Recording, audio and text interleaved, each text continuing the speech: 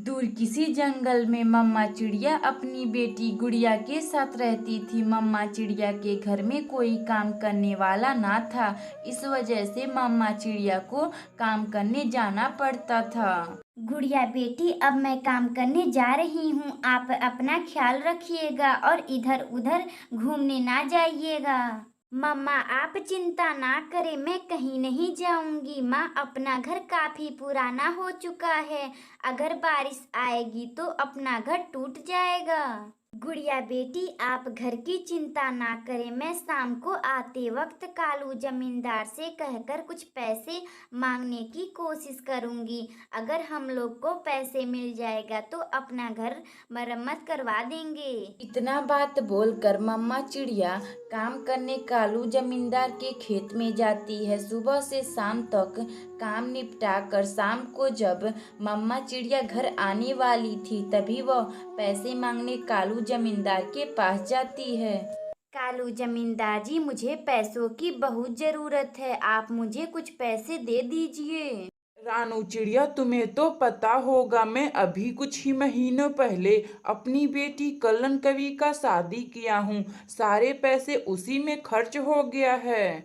कालू जमींदार जी, मेरा घर काफी पुराना हो चुका है। उसका मरम्मत करवाना बहुत जरूरत है, वरना वह बारिश में टूट जाएगा। रानू, मैं तुम्हें पैसे उस महीने में दे दूंगा। कालू जमींदार की बात सुनकर रानू चिड़िया अपने घर आती है। मम्मा, क्या हुआ? आपने कालू जमींदार से पैसे मांगे? गुड़िया बेटी, मैंने कालू जमींदार जी से पैसे मांगे, लेकिन उन्होंने बोला है कि वह पैसे अगले महीने में दे देंगे। मम्मा, क्यों वह पैसे अगले महीने में देंगे? आखिर इतने दिनों में तो हम लोगों का घर टूट जाएगा। गुड़िया बेटी, उन्होंने अपनी बेटी कलन कवि का शादी किए हैं, इस वजह से हम लोगों को वह पैसे अगले महीने में दे देंगे। मम्मा चिड़िया और बेटी गुड़िया खाना खाकर सो जाते हैं। अगली सुबह जंगल का मालिक राजू कबूतर पूरे जंगल में घोषणा करता है। सुनो सुनो सुनो जंगल के सभी पक्षियों, सुनो, आज जंगल में बहुत जोर से बारिश आने वाली है। आप लोग अपना घर का ख्याल रखना। मम्मा, अब क्या होगा? बारिश भी आने वाली है। हमारा घर पुराना हो चुका है, यह टूट भी सकता है। या बेटी, आप चिंता ना करें, मैं हूँ ना, आपको कुछ नहीं होगा। इसी तरह मम्मा चिड़िया और बेटी गुड़िया बातें कर रही थी, तभी अचानक बहुत जोरों शोरों से बारिश शुरू हो जाती है, जिस बारिश में रानू चिड़िया का घर टूट जाता है। बारिश में भीगती हुई गुड़िया अपनी माँ से बोलती है, मम्मा, अपना घर टूट गया, अब हम लोग कहाँ रहेंगे?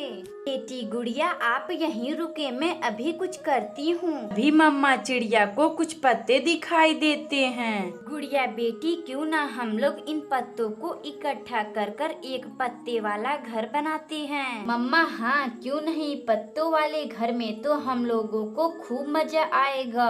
फिर मम्मा चिड़िया पत्तों को इकट्ठे कर कर एक खूबसूरत सा पत्ते वाला घर बनाती है, जिस घर में मम्मा चिड़िया और बेटी गुड़िया चिड़िया खुशी खुशी रहने लगती हैं। अगर आपको यह कहानी अच्छी लगे तो वीडियो को लाइक करें और चैनल को सब्सक्राइब करें और बेल आइकन को दबाना ना भूलें। हमें कमेंट बॉक्स में बताएं कि हमारी कहानी आपको कैसी लगी।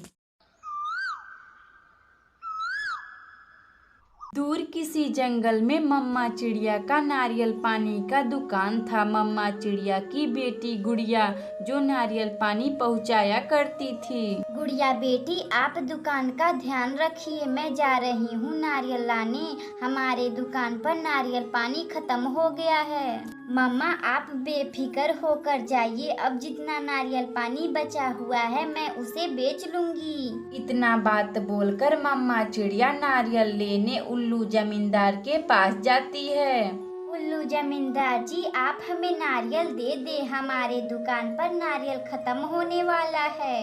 रानू चिड़िया, आप चिंता ना करें, मैं अभी आपको नारियल पानी देता हूँ, आप अपनी दुकान पर बेचें। उल्लू जमींदार जो रानू चिड़िया को अपनी नारियल पानी के खेत में से कुछ नारियल तोड़कर रानू चिड़िया को दे देता है।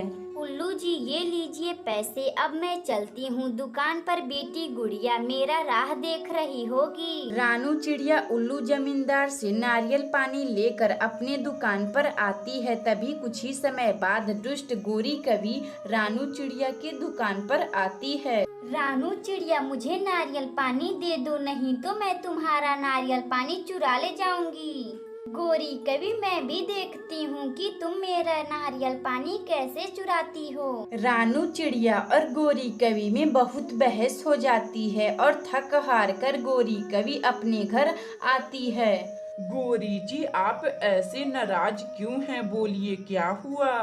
कालू जी मैं रानू चिड़िया की नारियल पानी के दुकान पर गई थी। रानू चिड़िया ने मुझे नारियल पानी देने से मना कर देती है। गोरी जी उस रानू चिड़िया की इतनी मजाल कि वह मेरी पत्नी गोरी कवि को नारियल पानी देने से मना कर दी है। कालू जी मुझे नारियल पानी पीने का बड़ा मन कर रहा है, आप जाइए नारियल पानी लाइए और अब हम भी लोग चिड़िया की तरह नारियल पानी बेचेंगे। गोरी जी हाँ जरूर, मैं अपनी पत्नी गोरी कवि के लिए नारियल पानी लेकर आऊंगा, मगर यह नारियल पानी कहाँ मिलेगा? कालू जी जंगल में उल्लू जमींदार का नारियल पानी की खेती है, आप जाइए वहाँ से नारियल पानी ले आइए। अपनी पत्नी गोरी कवि के लिए कालू कौवा नारियल पानी लाने उल्लू जमींदार के खेत में जाता है। अरे वाह, यह कितने अच्छे अच्छे नारियल हैं, मैं इसे अपनी पत्नी गोरी कवि के लिए ले चलूंगा। कालू कौवा कुछ नारियलों को लेकर अपने घर आता है और अपनी पत्नी गोरी कवि को पीने के लिए देता है। कालू जी यह नारियल पानी कितने मजेदार हैं, इस नारियल पानी को जंगल में हम बेचेंगे और खूब मुनाफा कमाएंगे। अगली सुबह से कालू कौवा और गोरी कवि नारियल पानी बेचना शुरू कर देते हैं। नारियल पानी ले लो, नारियल पानी ले लो।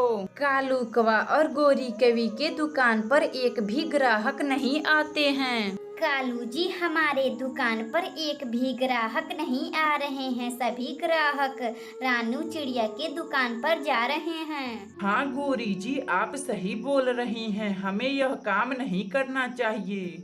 रानू चिड़िया जंगल में अपना नारियल पानी बहुत मजे से बेच रही थी, लेकिन कालू कौवा के दुकान पर एक भी ग्राहक नहीं आते थे। फिर कालू कौवा और गोरी कवि हार मानकर अपना दुकान बंद कर देते हैं। हमारे प्यारे दोस्तों, हमें किसी को देखकर किसी का धंधा शुरू नहीं करना चाहिए। अगर आपको यह कहानी अच्छी लगे तो वीडियो को लाइक करें और चैनल को सब्सक्राइब करें और बेल आइकन को दबाना ना भूलें। हमें कमेंट बॉक्स में बताएं कि हमारी कहानी आपको कैसी लगी।